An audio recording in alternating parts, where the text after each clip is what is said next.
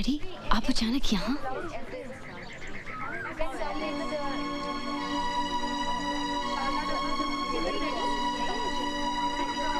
आओ बताता हूँ। कल ये घर आए थे। पहले तो इनकी बात सुनकर मुझे गुस्सा आया, गेट आउट तक कहने जा रहा था। लेकिन फिर मैंने सोचा तो लगा कि इनकी बात में बात है। आखिर मैं भी बेटी का बाप हूं और हर बाप चाहता है कि अपनी बेटी की हर इच्छा पूरी करे, और अगर वो इच्छा आखिरी है तो जान देकर भी। बात क्या है डैडी? सूरज को अब तक सुप्रिया का इंतजार था, बट नाउ उस इंतजार का कोई मतलब ही नहीं निकलता। ये सब जानते हैं, सूरज भी। सुप्रिया के फादर को जितना अपनी बेटी की जिंदगी का ख्याल है, उतना ही सूरज की जिंदगी का भी, क्योंकि उन्होंने सूरज को एक बेटे की तरह पाला है।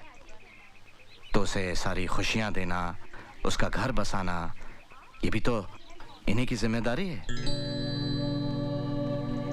इसलिए वो चाहते हैं कि तुम सूरज से शादी कर लो। डैडी, मैंने अभी तक जवाब नहीं दिया।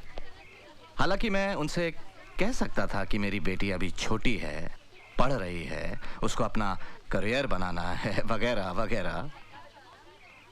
लेकिन ये सब मैंने उनसे नहीं कहा, क्योंकि हंसी खेल में सही, अनजाने में सही, तुमने सूरज से प्यार तो किया था।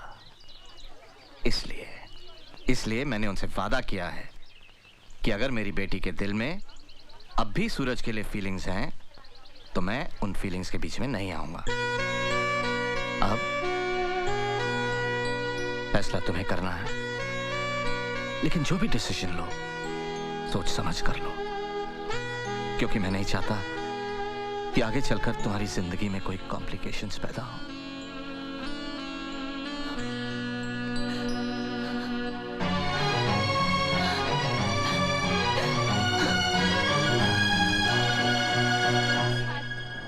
इंसान को अपनी जिंदगी में इससे भी ज्यादा समझौते करने पड़ते हैं। देखो सूरज, सवाल तुम्हारा पूजा से शादी करने का नहीं है, सवाल है सुप्रिया की जिंदगी का। देखो सूरज, अगर तुम सुप्रिया का कहना मानकर पूजा से शादी कर लोगे, हो सकता है सुप्रिया दवाइयाँ खाना शुरू कर दे, अच्छी हो जाए, उसको उसकी ज़िंदगी वापस मिल जाए। और फिर सूरज, पूजा भी तो तुमसे प्यार करती है। वो प्यार नहीं, इन्फैचुएशन है, जिद है, नई उम्र का पागलपन है।